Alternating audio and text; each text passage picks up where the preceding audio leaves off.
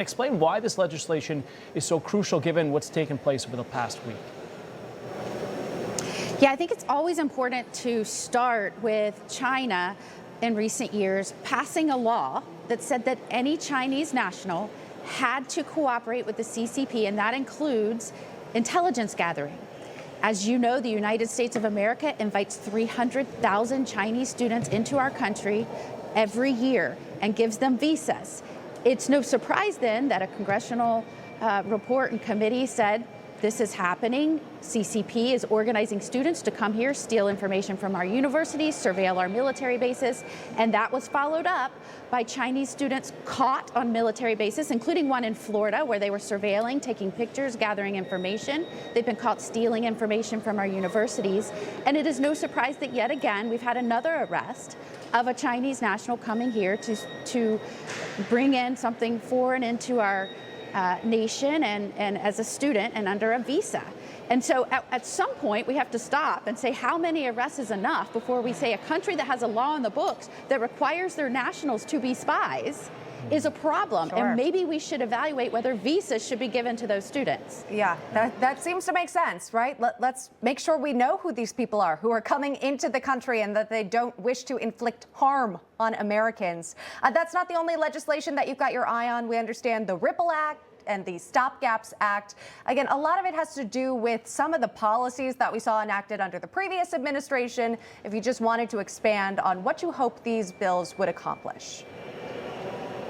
Yeah, I mean, nobody can debate the fact that under Biden, we had a historic surge into our country of illegal immigrants and all that came along with that. Most of them were not vetted. So take conservative numbers, let's say 11 million people. That's more than the population of 42 of our states. So now we're left with President Trump coming in, having to clean up the mess, working with federal, state, and locals to do so. That's going to take a lot of work, and we can't take our eye off that ball. I've introduced legislation to give more resources to state and locals, overtime pay, other things, so that they can immediately start helping with the cleanup while we hire more federal officers to come in and do that job. Additionally, as you remember, Biden lost track of tens of thousands of children. They were put into any adult that would take them across this country.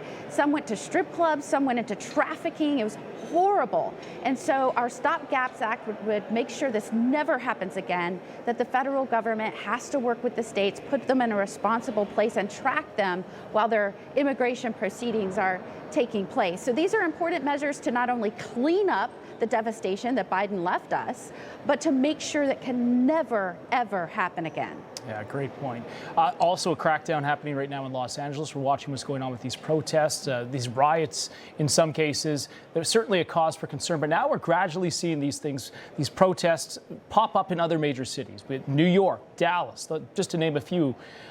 Plus what's going on still in Los Angeles. What are your thoughts on how the leadership there has handled this and also how the Democrats are changing the narrative of what we're seeing?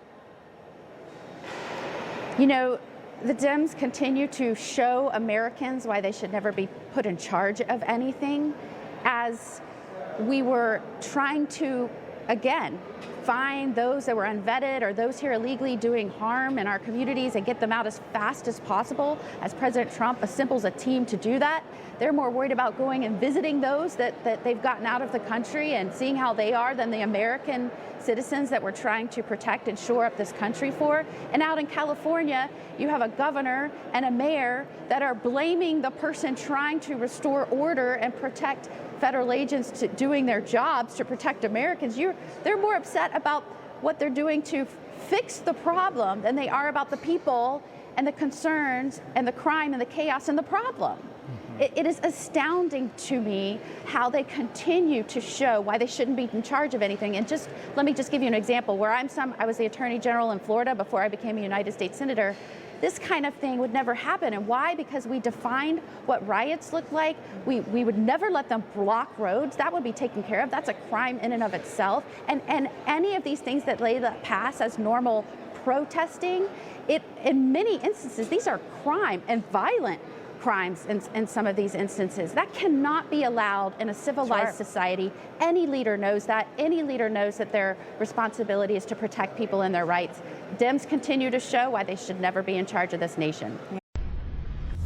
Information. Truth is freedom. Is Newsmax. It's real news for real people.